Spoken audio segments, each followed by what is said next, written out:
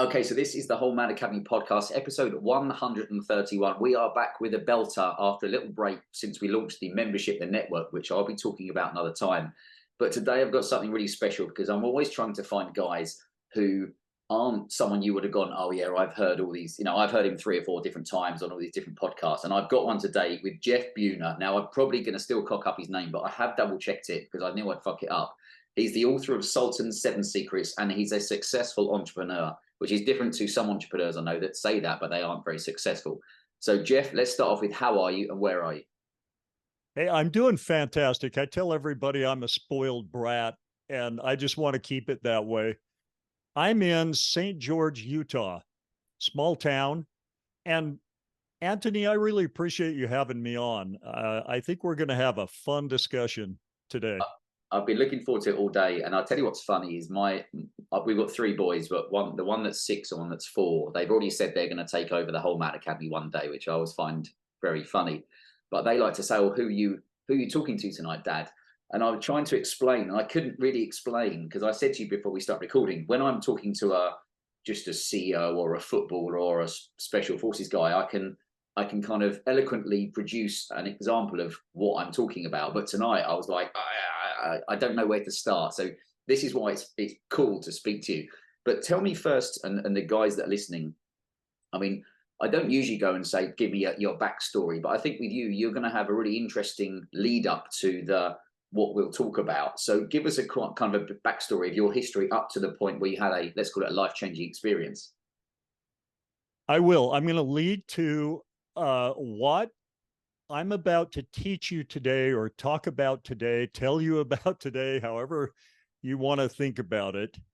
But what if there was a language that you're speaking right now that anything you say in that language, and it has nothing to do with the words that come out of your mouth, anything you say in this language, the world will obey your commands? It's got to be something you've got to be interested in. Would you think that was crazy? That'd be great. At the age of 34, I came across, well, it was 33, and I came across that basic statement.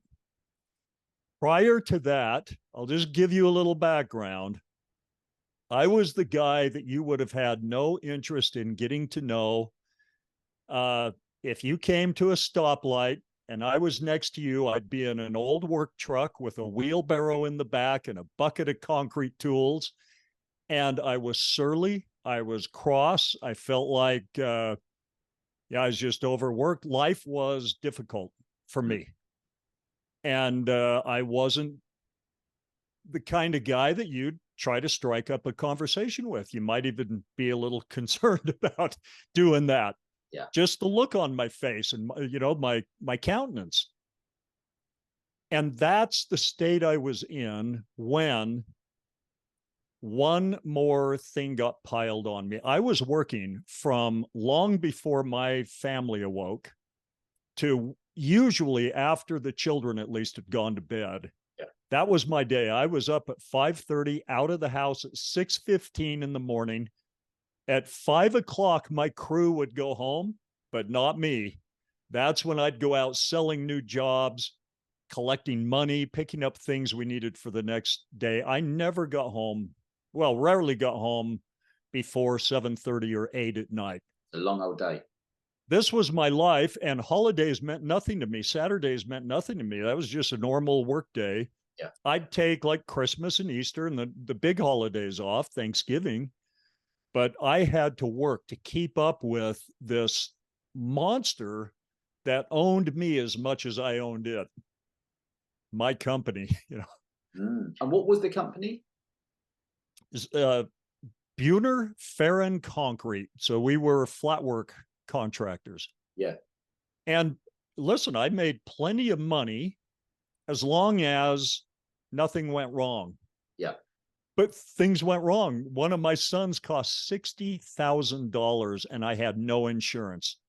And I made about $60,000 a year, just to put that in perspective. So those kind of things, I was drowning financially, even though I had a successful company, you could say.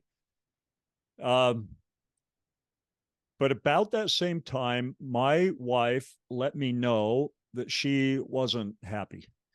And here's the thing, Anthony, I thought she appreciated how hard I was working. I thought she really appreciated that I was covering the bills. Yeah.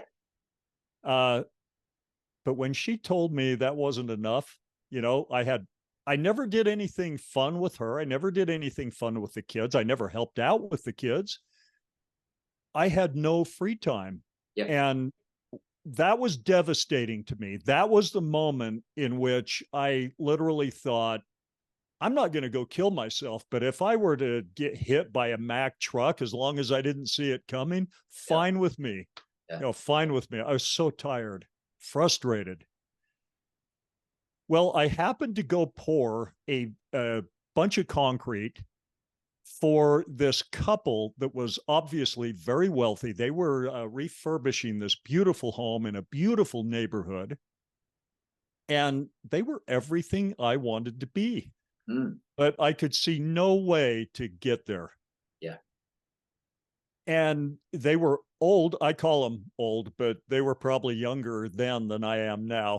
Yeah. But they had the silver hair, So I thought, God, these old people, but they were elegant. They were fun people. And they were nice to us, which was kind of rare.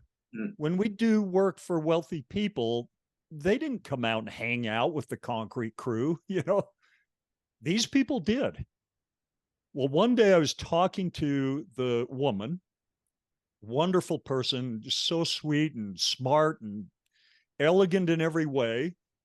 But I happened to start complaining. It didn't start out that way, but it ended up with me kind of belly aching about, I work so hard, yet I can't have what in the middle of that, she turned around and walked away. It's a very embarrassing moment for me. But thankfully, she came back and placed a manuscript in my hands. It's a stack of papers about an inch thick. And she said, read this tonight and bring it back to me in the morning. Okay, I wasn't going to read it. I mean, I just told you what my day consists of. I'm busy. I'm busy. Yeah, read it in, tonight and bring it back to you tomorrow. So, but that night I read the first page and I stayed up the rest of the night reading the whole thing and taking notes. Now, here's why I did that. In the very first section, it tells the story of a man named Sultan Musa of Mali. Now, he wasn't, his father wasn't a sultan. In fact, his father died when he was very young, and this plunged him and his mother into unbelievable poverty. Sure. He had to literally steal food to stay alive. His mother couldn't guarantee him even one meal a day. This is the kind of poverty he was in. At the age of 12, he had a near-death experience, which is a great story all by itself. An older thief that he fell in with tried to murder him instead of share the bounty with him on a heist that they committed together. Yeah. And he survived this, but he had what we would call an out-of-body or near-death experience, right, in which he met, his words, a man made of light and love, who taught him all kinds of crazy stuff, how the world works, how humans are designed, how we work, why some people go out and just create and build skyscrapers and create phones, cell phones, and figure out TV, how that works. And other people just don't do anything. Yeah. They don't create anything. They consume. Are unhappy. Yeah. So why does one person go crazy creating stuff and someone else doesn't do any of it? He was taught this. And in this manuscript, one of the things he was taught was this thing that he called the language of the gods. And that's the language I referred to in the beginning, that he said, anyone who speaks this language, the world obeys their commands. Okay, well, that grabbed me. I was like, yeah, tell me more. Exactly. And you know what, Anthony, I thought, He's not going to tell me. This is going to be a whole story around. I never get around to tell me how to speak this language of the gods. Yeah. Now, I was wrong. The very next paragraph, he taught me how to do it. Now, to teach you how to do it, I have to go back to something. By the way, when he came back from this experience, he used the principles, and I've kind of, I counted them up. There were 7 basic principles. Yeah. So that's why the Sultan's 7 secrets. But he used these principles, what he was taught, to become what some people say is the wealthiest man ever to walk the earth. And this was clear back in the 1300s in Africa. Yeah. Now, to put this in perspective, you've heard names like Elon Musk and Jeff Bezos. He was wealthier than both of those guys combined. Colossal amount of money. Just, tons of money. There's a story where he went through Mecca and he gave away so much gold on his way through Mecca with this huge caravan. People had run out to meet the caravan and they'd throw gold coins. He gave away so much gold that it collapsed the Egyptian economy. And he's in the history books for that. Yeah. Now, I didn't know anything about this when I read about him, but it caught my attention that he was wealthy. But that wasn't all. I mean, the guy, his love life was the thing of fairy tales. He was so generous. All the people loved him. He lifted the entire kingdom out of poverty. But he wrote extensively. And he wrote everything that he could remember about his encounter with the man made of light and everything the man made of light and love taught him. But he also wrote a fairy tale and embedded the secrets in this fairy tale, which is a metaphor for everything else, a metaphor for his own life. Now, why would he do that? To stay alive. Think about this. He's in, you don't just come out in the 1300s and say, hey, everybody, I died yesterday, but then I came back to life and I met God, who taught me things that our most learned scholars know nothing about. Okay, that's an easy way to get yourself killed, if not imprisoned. Yeah. So he wrote this fairy tale and he would use it as a segue to teach. He was very benevolent. He wanted to teach everybody what he knew, which was basically how to seize control of your life, how to be one of those people who creates if you want to. Or if you're tired of creating, how to be one of those slackers that doesn't do anything. You can be anything you want. Yeah. And he would teach people how to do it. And of course, they all wanted to do better. And he lifted that entire Mali kingdom into a way higher standard of living. Well, if anyone called him out, he would say, hey, it's just a great story. I'm just, I'm just teaching my opinion. This has worked for me type thing. And he would use the story to teach the principles until he really trusted you. Then he might go into more detail. Yeah, bit deeper. But he had to be careful. So I've written things, you've written books, right? You've written things. I don't expect that 300 years, 600 years later, the whole world is familiar with anything Jeff Buehner has written. Yeah. His fairy tale is familiar to almost everyone on earth. That's how I have known. Yeah. Brilliant this guy was. Now, I'm going to go to the fairy tale so that it will make sense when I tell you how to speak the language of the gods. The fairy tale is Aladdin and the Magic Lamp. Right. Antoine Galland was 100% honest about this. He never wrote it. He just translated it from ancient Arabic texts written by Sultan Musa of Mali. He also translated the second parchment, the part I was talking about that has the tutorial on how to speak this language of the gods, and all of the teachings of the man made of light and love. But Antoine only published the fairy tale. Okay. He never published a second manuscript because he was terrified of it. Mm-hmm. It talked about God, near-death experiences, spirit bodies, physical bodies, spirit world, physical stuff that really could have gotten him in a lot of trouble, even in the 1600s. I was going to say, it sounds like the kind of thing where it's so difficult for a lot of people to comprehend, to think anything outside of what they can see and feel, that people kind of distrust it or they're fearful of it. Yeah. Well, in fairness, in the 1600s, people were still put to death for the crime of heresy. Mm.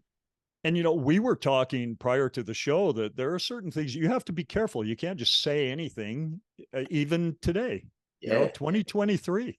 Yeah. So think about the 1600s.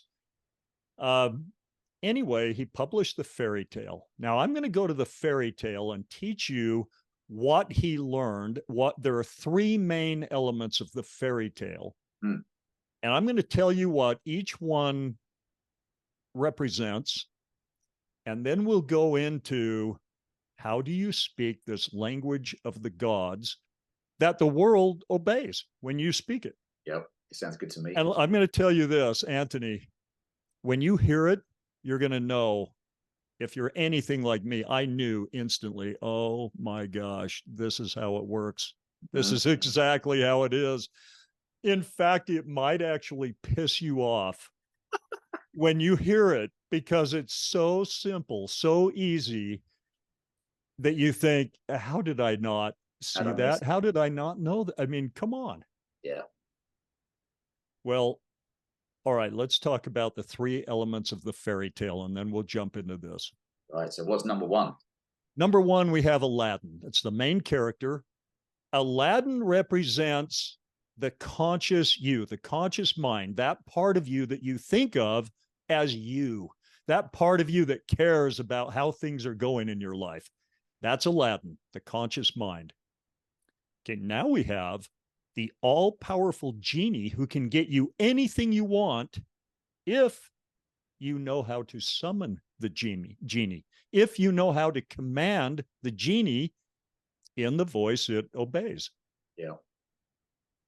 Well, that brings us to the next best part of the whole fairy tale, you know, the magic lamp. We all wish we had one of those.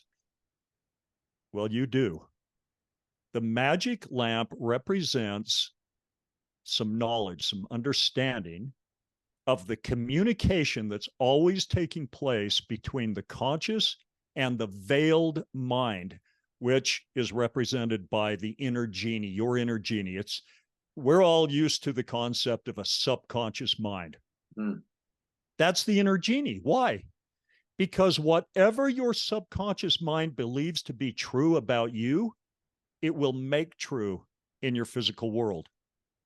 If you believe on a core, deep level that you're going to be poor, and I'm not talking about believing it in your head, talking about it.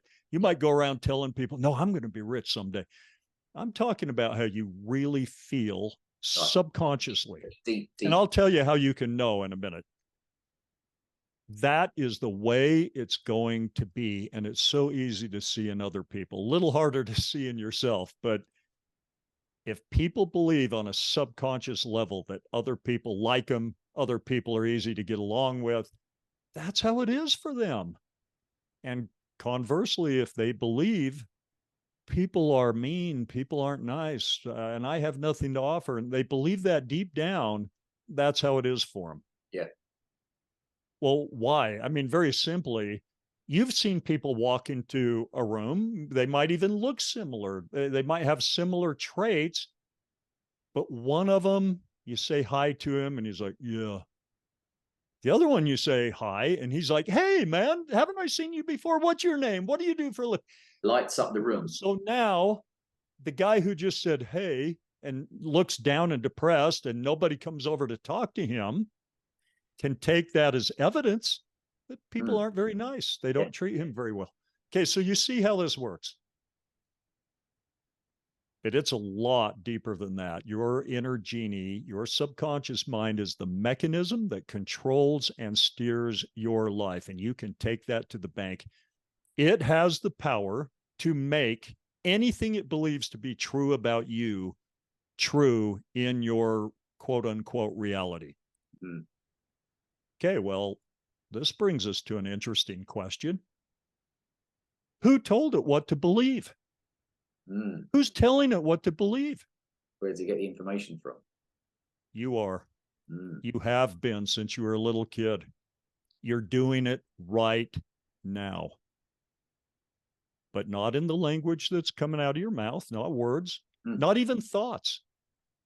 Now, your subconscious mind is aware of all your words, all your thoughts, but it is not programmed by those. It does not obey them. It doesn't respond to them as a command at all. The language it believes and obeys every time, all the time. It never disbelieves. This language is the language of feelings. Feelings is the language of the gods. So you can lie your head off with your mouth, oh, I'm fine. No, everything's great. I'm good. But how are you feeling? Let me ask you this honestly. Think about it. How do you feel about your career? How do you feel about the amount of money you have in the bank? How do you feel about your health, your level of fitness?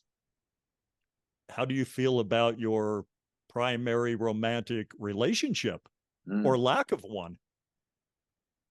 Now, when you think of any aspect of your life, you're going to immediately feel a certain way. Why? Where does that come from?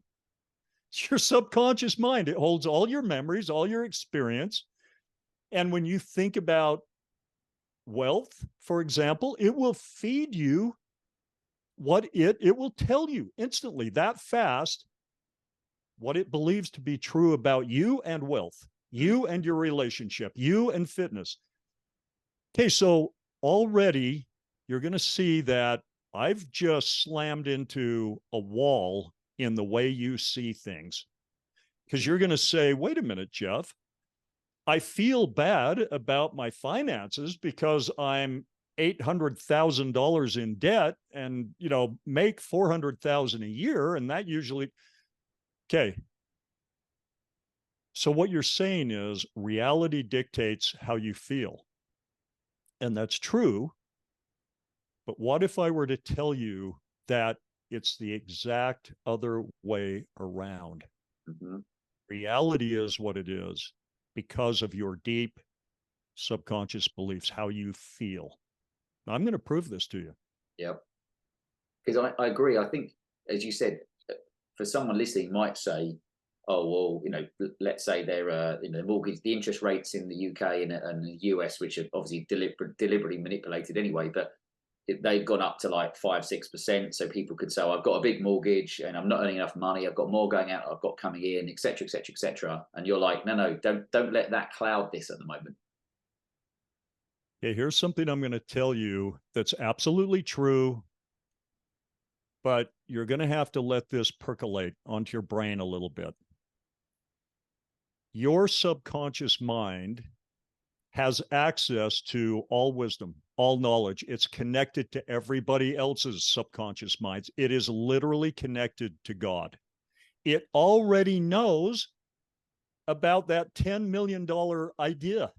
It already knows who your business partner should be, but it is not going to share that information with you unless it thinks that it's congruent with the role you're playing or what it believes is true about you. And that's all you're doing. You're playing a role right now. But this role is important because you're learning from it. You're in character, you're dedicated to this role, but you know as well as I do, you could decide to reinvent yourself. Yeah. Change your role, do something else, get out from under that and go try this if you wanted to, if you had the courage. Yeah. So think of yourself as an actor on a stage. That's the conscious mind. And think of the subconscious mind, the veiled mind, or the inner genie as a stage manager and a really good one. Like that stage manager has access to any props. But if you're out there playing out of Africa, it's going to put on the stage everything that supports the role of out of Africa. And it's going to keep everything off of that stage that's not congruent with the role you're playing. Mm-hmm. Congruency is everything to your subconscious mind. If you change a subconscious belief, and you can, and I'm going to teach you how, if you change a core belief, which means you've changed the role you're playing, whether slightly or drastically, it will immediately go to work resetting the stage of your life so that it's congruent with that new role you're playing or the new subconscious beliefs you've set. Now, all of your subconscious beliefs were set like a cog by an event accompanied by strong emotion. Mm. So if you got up as a little kid and you were supposed to sing a song in front of all the parents and the other kids, and you froze, you forgot your lines, and one of the other kids snickered, and maybe worse, a parent snickers. Yeah, someone laughs at you. Yes. Now what? Well, you have from that moment on until something else happens, you will never perform again. You know, I will never stand up in front of a crowd again. It'd take 20 horses to drag me onto a stage, and I still will not open my mouth. Okay, so because a subconscious belief was set, nothing has changed. That's how all of your subconscious core beliefs are set. And this idea that all of your subconscious beliefs were set by the age of 7, whoever said that, I better not call them names, but just that's hogwash. It is not true. Yeah. It's still that way. An event can happen right now, today, accompanied by strong human emotion, and you will either pave over an old subconscious belief or set a brand new one. Mm-hmm. Let me give you an idea of how that works using the same example of getting up and singing a song. So at the age of 7, you have this core belief that you're not a performer and you're not ever going to try it again. But let's say something weird happens when you're 20, you get in, you're passionate, you start talking about something to maybe one person, and you're fine doing that. You have a subconscious belief that you can talk to one person, maybe 2, and you're passionately talking about something that you understand. And all of a sudden, behind you, somebody starts to clap, and you turn around, and 4 or 5 people are clapping, and they're like, "You get them, girl," or "You get them, brother. That's absolutely right. You are dead on." Okay, in that moment, there's an event, and there's emotion attached to it, because people clapping when you say something brings up strong emotion. That's good. From that moment on, you have a new subconscious belief that may have paved over the old one completely, like erased it.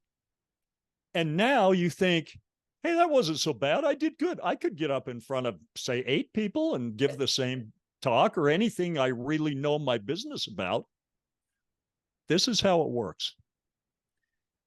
Okay, if you are right now programmed to have a bad relationship, or you're programmed to just never save money, even if you get a windfall, it seems to just dissipate and goes away. Someone else might be programmed to like turn 100,000 into 200,000, and they do it all the time, but not you. You get 100 grand and it just goes, and pretty soon money, for the guys listening, money would be a big one, because from so many of the guys that have either joined the Whole Man Academy kind of membership and or guys I spoke to, when you talk to them about the common things going on, so many of them, it's wanting more money. And that doesn't mean because they necessarily want to buy Lamborghinis and buy diamond, necklaces.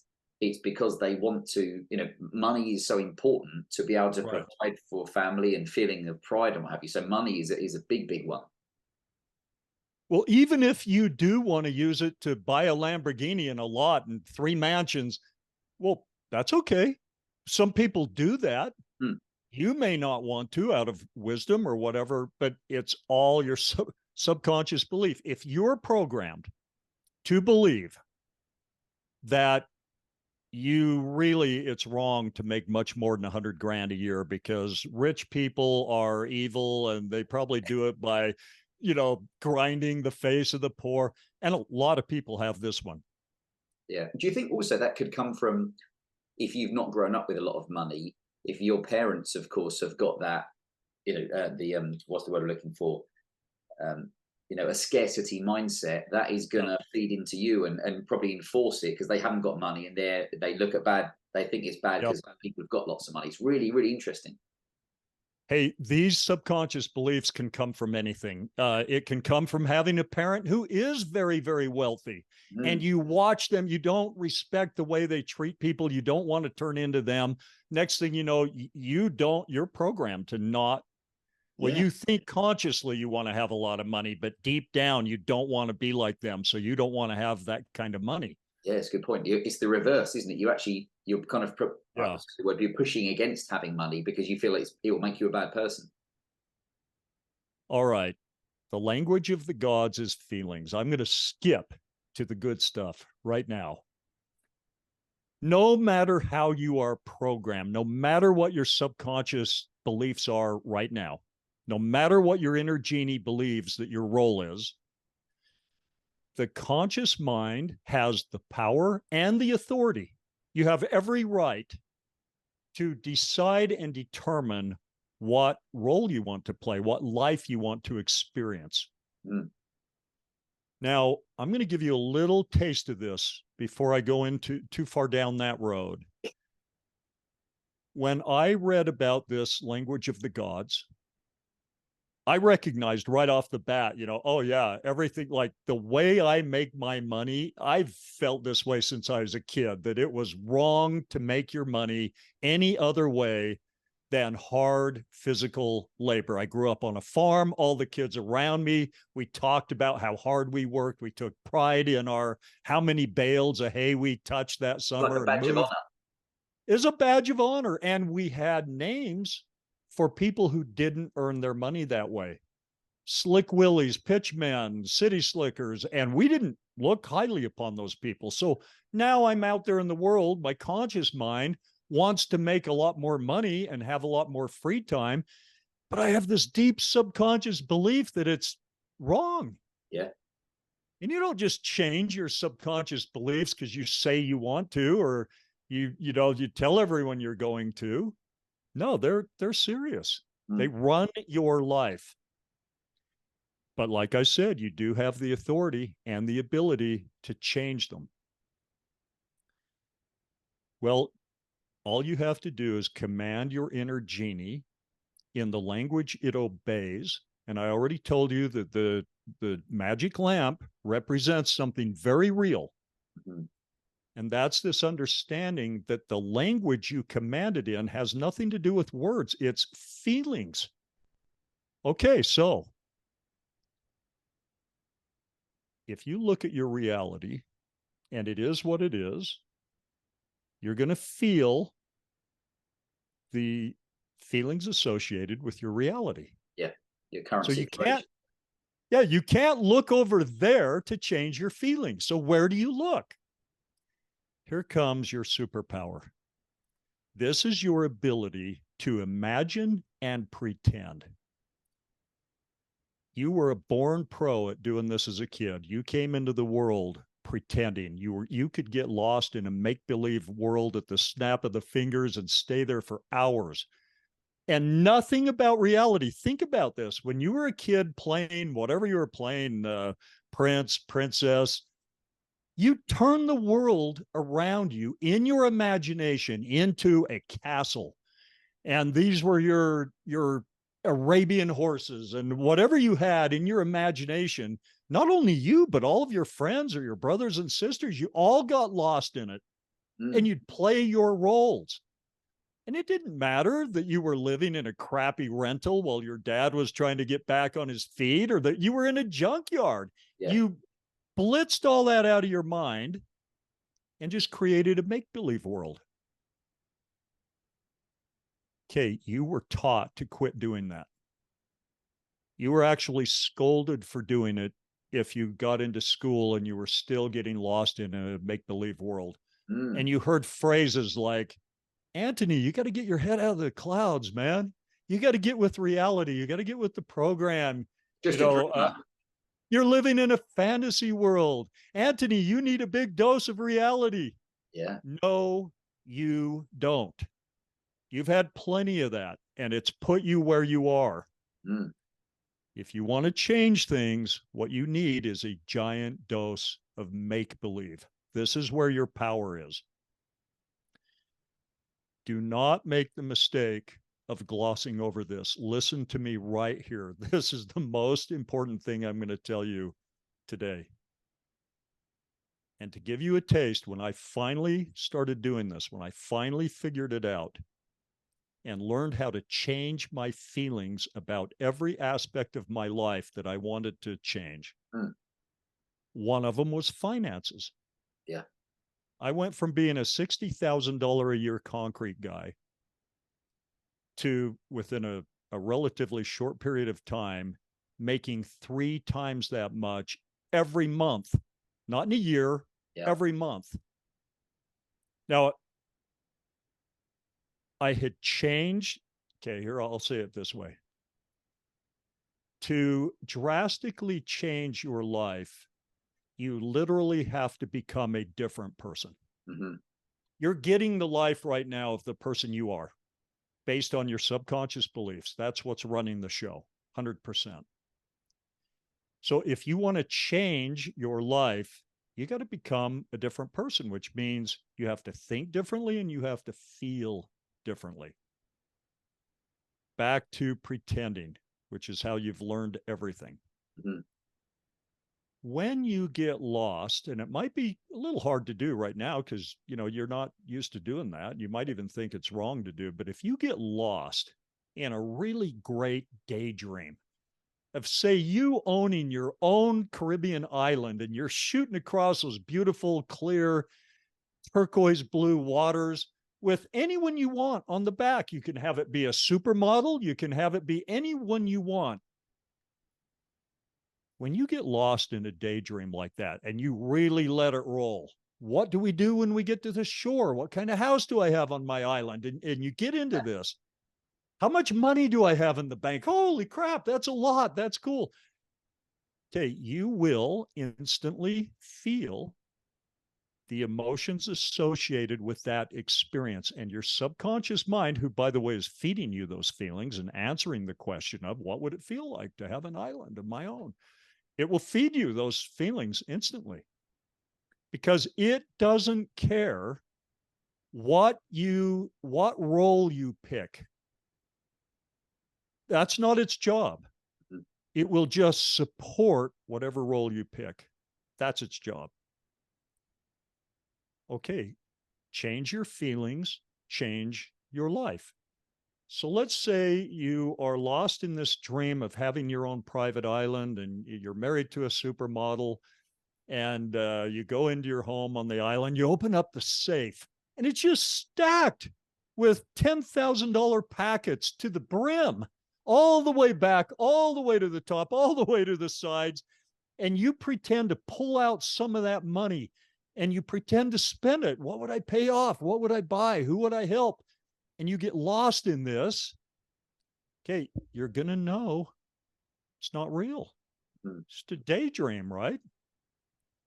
Okay, but what about the feelings that you're generating by holding hundreds of thousands of cash in your hands and seeing it and feeling what it's like? Are the feelings real? Yes, absolutely. They're 100% real. Your subconscious mind does not differentiate all that much between an experience and the feelings associated with it that you have in quote unquote reality or a make-believe scenario. Okay, I better prove this one too. Everything that you call a real experience is interpreted by your imagination. Your imagination puts value on it. Your imagination fills in the gaps of things you don't know about it. For example, one kid could walk down, through the halls of the mall, and three girls walk past, and they kind of nudge each other, and they all look over at him, and they giggle and laugh as they keep walking. And then it happens to another kid. Now, the first kid, he thinks, those girls like me. They think I'm cute. Checking me out. How does he know? He has no idea. He didn't get to talk to him. The next kid, though, same experience, exactly. Thinks, yeah, those girls are laughing at me because of my haircut and the clothes I'm wearing, or I'm not very handsome. And that happens to me all the time. Girls are always snickering at me. Okay, same experience, two different imaginary scenarios that they dreamed up in their head that made them feel a certain way. And those feelings are real. Their subconscious minds are listening to them, and they will keep their lives congruent with their predominant feelings. So you want to change how you feel about your opportunities to make money. You want to change how you feel about the good ideas, good usable ideas, money-making ideas coming to you. I told you your subconscious mind already knows about those ideas. Everything you want, those ideas, the business partner, perfect sweetheart, they're already out there. Everything you want already exists in this place called out there somewhere. Even the change in your own relationship, you may not want a different person. You might just want a better relationship with your sweetheart, but it's not good right now. How do you change it? Improve it. Yeah. How do you turn that bad relationship into a relationship that you love? You're fulfilled. You're not discontented anymore. Everything is wonderful. Your stinking subconscious mind already knows exactly how to do that, and it's not telling you. Until what? You flood it with the feelings of what you want. And again, you can't look to reality, so you got to find some time to get lost in make-believe. Now, I'm going to tell you, you're going to need some help at this. You talk about subconscious beliefs and training and experience. Well, you're a very habitual person. You've been just flooded with these subconscious beliefs, and it's not easy to change them. And yet it's easy to change them. I just told you how. I thought I could write the book, The Sultan's 7 Secrets, send it out there, and then everybody would read it and just go do it. Yeah. But I've learned. Turns out. People need help, and I needed help. I had to come up with the manuscript was heavy on concepts, but it was very light on techniques. How do you implement this? Implementation is key, isn't it? Yeah. So I had to invent and create what worked for me. First thing I did is I created something I called the game that changes everything. And then that led into something called spell breakers, because every one of us is living under a spell, and that spell is our subconscious beliefs. And you can't break it, the spell. You can't get out of it. It is what it is always, until you know how to break the spell. Yeah. And then the most beautiful part is you can cast, so to speak, brand new spells that are productive, happy, successful, fun. Well, coming up with the techniques first to make it work for me, which I did rather quickly, but then people started knocking on my door and saying, hey, I noticed you driving that nice Mercedes and you live in this beautiful home, and would you talk to me? You're obviously doing well, talk to me. How do you do it? Because I guess you're right. Let's say the Jeff that was earning, say, $60,000 a year. Yeah. Want to know, how have you gone from that to then, let's say, trebling it, and how have you gone from here to here? Yeah. So in my own way, I did for them what this beautiful woman did for me. I would teach them the 7 secrets, and that's all I have to offer. Yeah. I'm just passing on a gift that was given to me and has made my life absolutely magical since that day. When you understand who you are, this part, maybe I better not go too deep into, but the first thing that Musa learned when he died is that he was still alive. He had 2 bodies, not one. He had a spirit body that was still very much alive. And what he learned was that's the one that matters. That's the one that has the force of life in it. His physical body was back in the cave, dead, couldn't feel anything, can't do anything. Without the spirit body in it, it's just a lifeless lump of tissue. Mm-hmm. It's the spirit body that is immortal, and it literally is a child of 2 godly parents. Now, this might freak some people out, and I don't want to go too far into this because it might clash with your religious beliefs or lack of them or whatever. But if you just think to yourself, well, what if that's true? Is that maybe how do I feel about if I were to believe that versus believing what I used to, that, it's just, there's nothing after death and I have no value really. I'm just a scourge on the planet Earth. I'm killing Mother Earth. Just a vehicle. Yeah. What belief feels better? Well, for me, believing that I'm a child of God. Mm-hmm. There's somebody really powerful who cares deeply about me. I love the man made of light and love. I love believing in that. Okay. Change your feelings, change your life. You're going to need help doing this, but that's how I spend my days now. I have all kinds, besides the book, which you can download, by the way, for free. I'm going to tell you how to do that so that you can start speaking the language of the gods, start dabbling in it, playing around with it tonight. Speak it all day tomorrow. And if you do, you're going to see little weird coincidences pop up. They're going to be things that match the feelings you're generating on purpose in your imagination, but not necessarily the imagery you're using to create those feelings. Remember, subconscious mind listens to feelings. It doesn't listen to your thoughts. Sometimes it matches that imagery perfectly, but not always. So to change your feelings, you've got to learn to move your focus from the physical world, any problems, anything that's not working out there. If your bank account isn't full or it's coming down fast and you're getting scared, you have to stop being scared. So take your focus off of that and create an imaginary bank account that's full and getting fuller. Use any triggers that help you do this. Imagine yourself being wealthy until you can feel what it's like to be wealthy. Get an old checkbook and write in it any number. It's your imagination. You can have it any way you want. Get lost in these beautiful make-believe scenarios that make you feel good.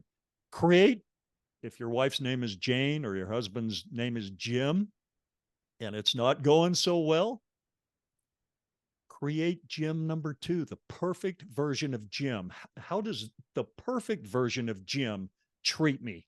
What does the perfect version of Jim say? You can get so good at this that in the middle of an argument with Jim number 1, you can see very clearly in your imaginary, in your mind's eye, Jim number 2 standing next to you. He's on your side. And as you're talking with Jim number 1, Jim number 2 in your imagination will talk to you. He will give you good advice. He might say something like, hey, Jim number 1 over there, all that ranting, everything he's doing, it's just because he doesn't know for sure that you love him. Tell him you love him. And then you say, Jim, you know I love you, right? And all of a sudden he stops ranting. And he might say, no, to be honest, I don't, because you don't show me. I don't Need to know. hear it. And now you say, Jim too might tell you. Tell him, yes, I do. And how do I need to show you? And then Jim too might say, girl, he's telling you how you can make him fall in love with you, cherish you, do anything for you. Mm. Listen. And you do. And the next thing you know, I mean, literally 2 months later, your friends and family might come up to you and say, what the hell happened to you two? You What's guys are happening? so like little lovebirds. What did you do? 2 months ago, you were fighting and coming over here and complaining about him. And hey, listen, this can happen so fast, it will blow your mind. But although it's simple to do, right? I mean, change your feelings, Simple. change your life. And I Yeah. told you how to do it, imaginary scenarios. It's not simple because of your past training and current limiting subconscious beliefs. Mm. But I spend all my days now teaching people the techniques and hacks and tricks, games that don't help you feel better. They instantly make you feel better. And how do And you, is your that generally, subconscious mind is listening. is that generally in person, or you do it virtually as well? Well, I can't now because I have thousands and thousands of people who are doing this and seeing the results and then want to learn more and more because this goes on forever, Yeah. getting better and better at it. You've come to a good point, Nick. So I was going to say to you, could you share with us one or two like great examples of people that have, uh, used the framework and created great results from it? Because I love hearing that kind of thing. Well, listen, people have taken this and started out just making like $80,000 more, but then once they could see that and believe it, it changed their paradigm. And now, they go on to make 500,000 a year, $1 million a year, 2 million. Yeah. But I'm going to tell you an illustrative story because this really nails it. I did a challenge, what I call the 5-day challenge, where I go into each of these 7 principles deeply. And there was a lady, and then I offer this workshop, which is, okay, you've learned the concepts, now come and learn the techniques, how to do it. So there was a lady at the time. I charged a little bit of money, like $700 or $800 to join, to come to that workshop because I had to put it on. Mm. It's way cheaper now, but just to give you an idea, she at the end said, Jeff, I want you to put your money where your mouth is. I want you to promise me that if I take the workshop and learn how to implement these concepts, Yeah. that I'll get my money back and more. And I said, absolutely, I can promise you that. Yeah, go for it. But then, of course, the look in her eye, the skepticism, everybody can promise anything. So I said, listen to me, tomorrow morning, jump on a Zoom conference, me and you, and I will teach you a technique, a game. It's just a gimmick that will force you to get in the feeling place of extra money coming to you that isn't because you worked harder, not because your husband took on extra work. None of that. It's just going to come to you in a weird way. And I said, jump on tomorrow morning at 10. Well, all of a sudden, everybody started texting and chatting and saying, I want to hear it. I want to hear it. I want that. Yeah. So I said, okay, everybody, you're all welcome to join that Zoom conference in the morning. There were about 30 people who joined it. Now, Anthony, you know the world. You've been around a while. If I didn't know for a fact that this would work, would I A, promise her that it will, and then B, let 30 people come on and listen to it? Yeah. No, I know it works. So I taught her this technique, this gimmick. And while I was teaching her, when I teach it to you, it will tune you into whatever amount of money you decide you want to get. And so I talked her into, we kind of negotiated because you got to believe in it. And so if it's too far out there, you can't believe in it. And then Yeah. you get thrown off. You don't feel it. So for her, it was $1,000. She could believe it. She could feel it. She could believe that $1,000 could come to her in an unexpected way. Yeah. Okay. Well, other people wrote down $3,000, $5,000. I didn't know this because they're just doing what I'm telling them without me even seeing them. I was listening. I was talking to her. And one lady wrote down 10,000. Another lady wrote down $80,000 because that's what they could believe in based on their circumstances. All right. 3 weeks later, Elisa gets a check from her mother. It wasn't her birthday. It was her brother's birthday. They all went to dinner. Her mother never gave cash because she likes to give gifts. Yeah. But it wasn't Elisa's turn to get a gift. Her mother hands her a check, an envelope with a check in it for $1,000 even, and a note that says, just because I love you. At first, Elisa did not recognize that this is the coincidence, the evidence it hasn't triggered of the feelings she's been flooding her subconscious mind with for 3 weeks. And here it is. But it hit her. And she came on, this was during the workshop. She participated in the workshop, which is a 12-week program. Yeah. So she comes on so excited to tell me and the group that she got her $1,000. Well, one by one, those little yellow hands start coming up in the upper left-hand corner. And as I call on them, one guy's like, I got my 3,000. Another guy, I got my 5,000. Lady, I got my 10. And then here comes a lady named Julie. I got my 80. Wow. Where did the 80 come Told from? the story. So instead of telling the Julie story or the $10,000 story, it's fun to teach people Elisa's story, the $1,000 unexpected money. Yeah. Anyone can believe in something like that happening. Yeah. But I'm going to leave you with this promise. You are a child of God, that spirit body that is in and around your physical body. It's animating that body. That is an immortal child of God. What do children do? They grow up to be some version of their parents, right? Yeah. Who's your parent? Who are your parents? Well, number one, if you can put any label on them, they are creators. And you're a junior creator. Why in the Bible is there the story of the creation of the world? Well, there's an interesting part in chapter 2 that I'm going to have you go read. This has nothing to do, this account has nothing to do other than indirectly in the physical creation of the world. This is an account of the spirit creation of the world, like a master architect taking 6 days of his time. And by the way, I'm an architectural designer. I can design a beautiful home in 6 days. Yeah. How do I do that? By imagining it, there's that word again, in such detail that I can see it in my mind's eye and have the feelings associated with that flat arch for this home or that 8-foot door.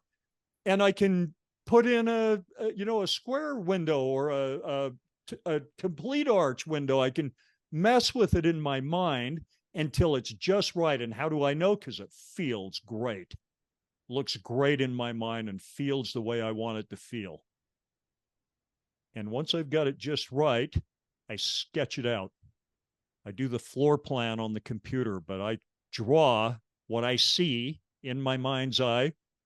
And now I have 4 elevations. I've got a floor plan. I can hand that to anybody, any draftsman, and they turn it into a set of blueprints. And then any builder can build it in the physical realm.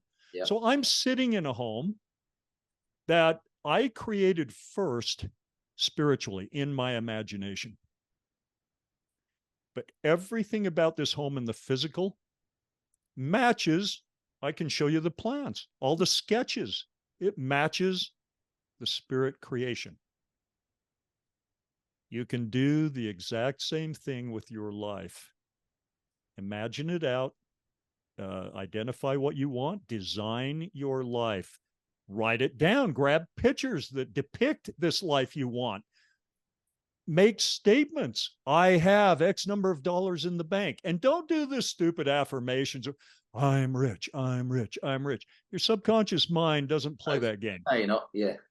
It knows you're only saying that because you're poor and you wish you were rich. And you don't believe it. Yeah. Here's what you do. Ask this question.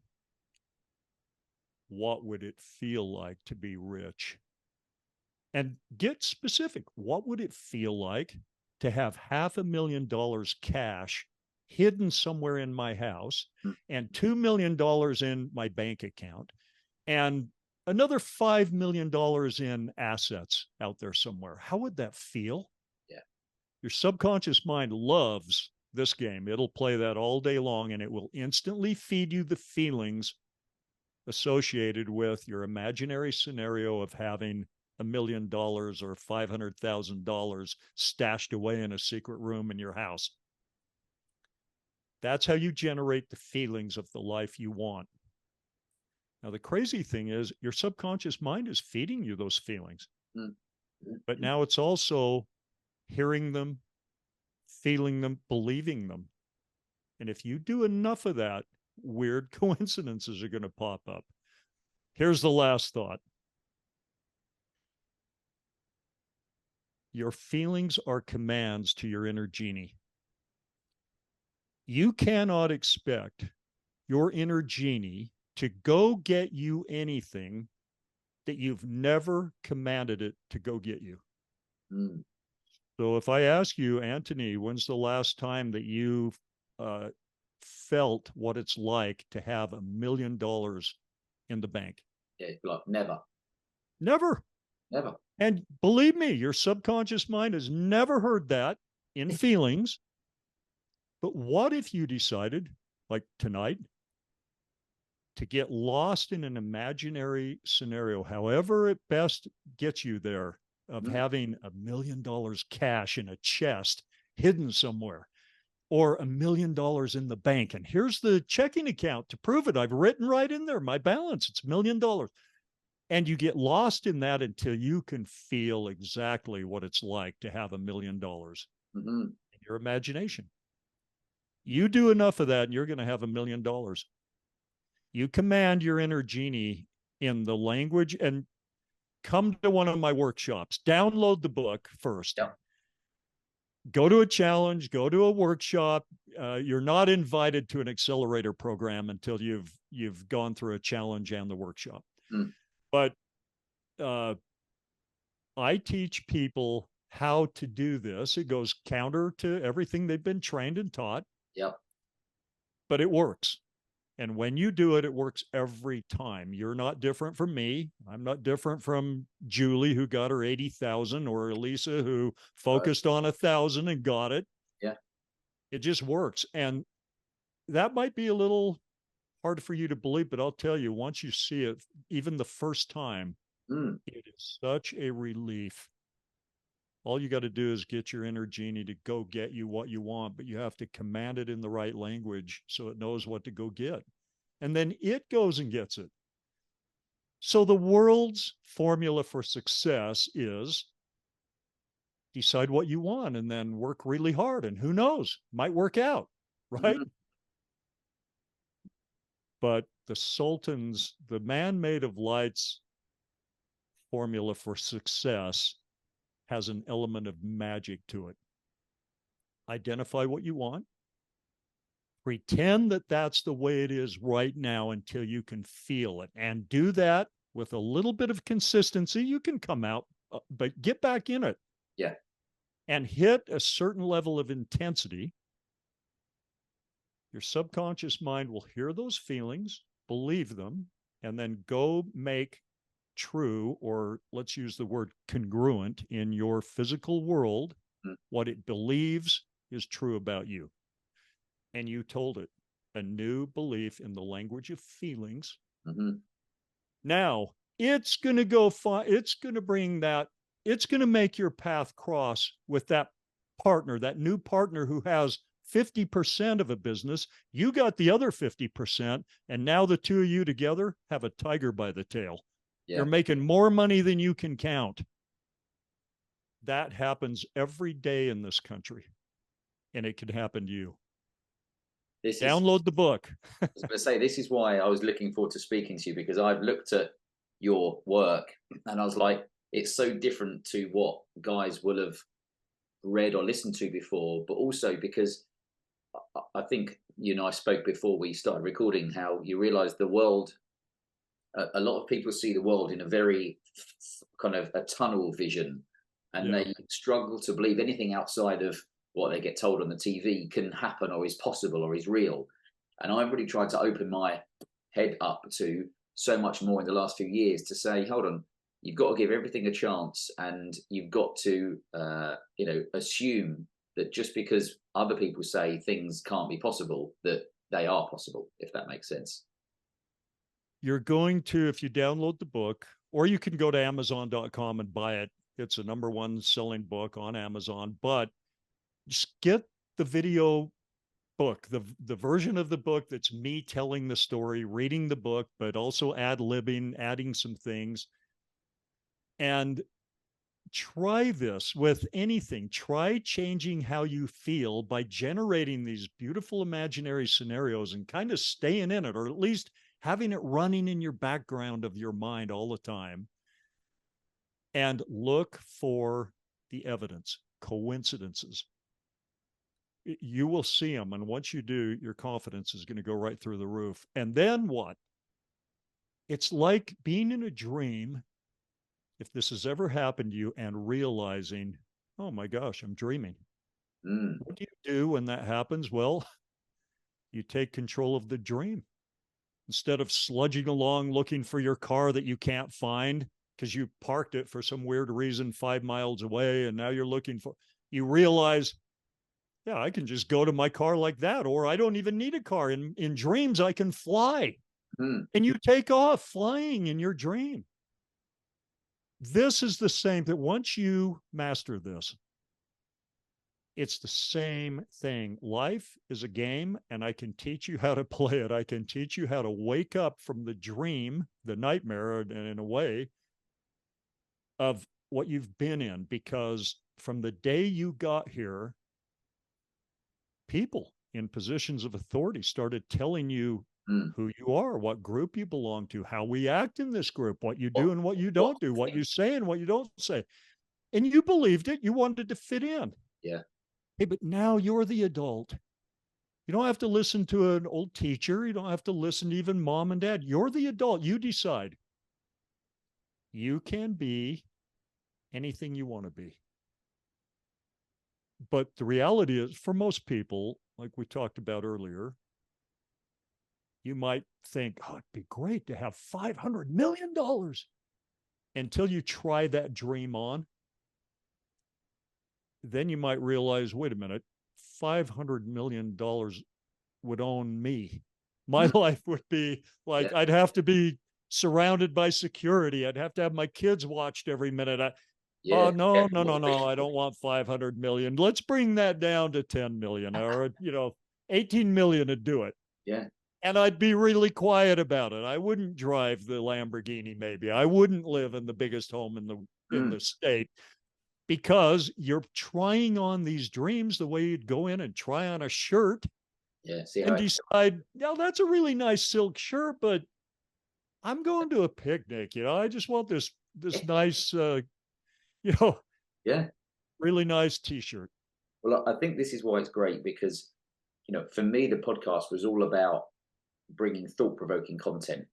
And what I would challenge guys to do, that if they take the steps that you talked about, is to come back and let me know what can happen, what does happen, and I will implement it as well. Because I always think these things, it's very easy for people to poo-poo ideas, and you say, but have you tried it? And often people will be like, oh, well, no, because, and you go, okay, so you don't know because you haven't tried it. So that's what I think is, is the exciting part of it, is what's possible. Here's the beauty of this one. you have nothing to lose, but a whole lot to gain Mm, by trying it. The worst that can happen to you if you spend 5 minutes lost in a beautiful daydream experiencing something you really would like to experience in your imagination until you can feel what it's like. yeah. Worst that can happen is you had 5 minutes of fun in your otherwise kind of stressed out life. Hmm. That's it. Yeah. But what's the best that can happen? Yeah. You notice something that pops up, maybe even later that day, that matches the feelings that you were generating on purpose in your imagination. And you go, wait 1 minute. I did that. Yeah. I'm going to do more of it. I love it because it went through my head that there's very limited, to state the obvious, limited downside, but like literally unlimited upside. So that's what I like to deal in these days, is that, the what's possible, because I think that's where life gets exciting. Yeah. And so where do you take this now, Jeff? Because I guess for you, you're teaching other people, but what's possible for you, if that makes sense? What's the big thing for you? I tell everybody that I create dream sheets and dream boards because they're the triggers that keep you in your beautiful dream world and don't allow you to get sucked into the cave of wonders, which represents the physical realm and the problems and worries and concerns. Mm, So everything that is on my dream boards now is in my real physical world, but none of it was when I put the pictures up. And that is where it's at. So I've had multi-million-dollar homes, very fancy cars. None of that really turns me on anymore. mm, What turns me on now, I have a couple farms over in Belize. My house is 600 square feet. It's 20 by 30, but I love being there. I want to retire there. I want to spend a lot more time there. And that's where I'm living in my head all the time.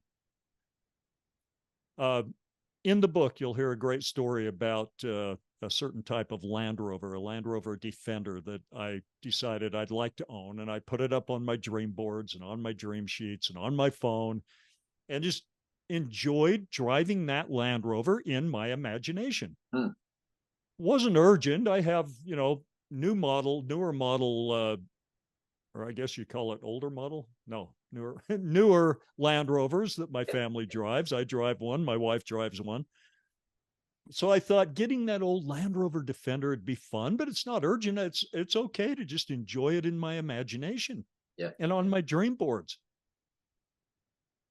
Okay, I went to Belize to check on my farm, and as I'm driving along, I see something out of the corner of my eye, and for like, weird impression, Yeah. weird coincidence, I look and I see the front of a green Land Rover Defender. So on a whim, on an impression, I back up and pull in there. You got to be careful pulling into people's property in Belize.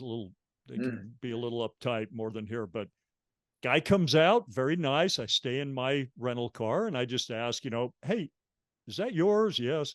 Would you be willing to sell that? Now, why? I didn't even, as the words came out of my mouth, I'm like, Jeff, What what do are I you going say? to do? You can take that up to the farm and let it sit for 2 months till you come back and drive it for a couple of weeks and it'll ruin it, but he's like, yeah, I'll sell it, and I'm like, how much? 20,000 US. And I'm like, okay, well, thanks, 20,000. It's a great price. I mean, Yeah. if you bought the same car here, it's 40 grand. Mm. But I'm like, okay, well, I'm not ready to buy it yet. So, but thank you, great talking Think to you. about it. So I leave. On the way back, just before I turn in the rental car, I fill it up with gas. This is about 20 miles from where he was. He's there in the Land Rover, the green Land Rover. And he comes over to me and he's like, hey, man, you still want this Land Rover? And I'm like, yeah, but I'm not ready to buy it right now. And he's like, what if I made you the best deal on planet Earth? I said, I got to take my family to Guatemala. I need cash. Mm. And I was going to say, well, even then, I'm just not ready to buy one. But what came out of my mouth, what my subconscious How mind much? fed me, what's the bottom dollar that you would take for this thing. Knock off all the Tijuana crap. Yeah. I'm not going to dicker. You say the number, and if it's right, I'll buy it. If it's not right, I'm not buying it. Maybe later. Yeah. He says $12,000. So we shook hands. I gave him what I had on me is like, $5,000. Gave him that right there on the spot. Yeah. And told him I'd bring the rest when I come back in 2 months. Mm. And that's what I did. Now I own that green Land Rover Defender, and part of the best fun of going over there when I check on my farms is driving that beautiful Land Rover Defender 110 all over the place. I love it. I laugh because Emma always says, well, we're living in the countryside and there's a lot of, the brand new Defenders as well. But Emma always wants a Land Rover because it'd be great to be able to chuck their kids in and have a dog and stuff like that. And we go past one in our village, and I always say, like, it's funny, we kind of like, we envisage that one day we will have one of those as an extra car. So it's a good story to finish on, to be honest. It's a good dream. Yeah. Perfect. Well, look, Jeff, I know I've taken up, what is the time there? I don't even know. I've got 2:35-ish. Yeah. So it's 20 to 10 at night here. So the rain's dribbling outside and it's pitch black and what have you. So it's a different world altogether. Time to go to bed. But this is why I love the podcast, and I say this on a lot of them, because what this has given me is the ability to connect and become friends. We had a great chat before we pressed record as well. Connect with great men like yourself, who you would never have probably met before. Again, in even if you lived 10 lifetimes, just because the world is such an interesting place. So I appreciate your time, and also appreciate all your wisdom and everything, your knowledge you've imparted to us. It's been great. Well, that's high praise, and I appreciate it, but I feel the same way. And if you ever want to do round 2 and get into more of the techniques and why they work and how they work and how you talk to your subconscious mind in a way that is effective and successful, let's do that. Maybe, 3 months, 6 months, whatever works for you. I'd love to come back on. I was just thinking somewhere like, just after New Year or something like that, because it's perfect. Yeah, that would be great. And how could I say no to that? Because it's my head is like, of course I want to know more. So yeah, that would be awesome. All right. Well, Jeff, I appreciate all your time. It's been great to speak to you, and yeah, we will definitely do round 2 very soon. Thank you. I appreciate you coming on. You're doing great work. I'm really proud of what you're doing, if I have the right to be proud. You do. I appreciate it, mate. Thank you, Jeff. Thank you, Anthony. Cheers. Take care.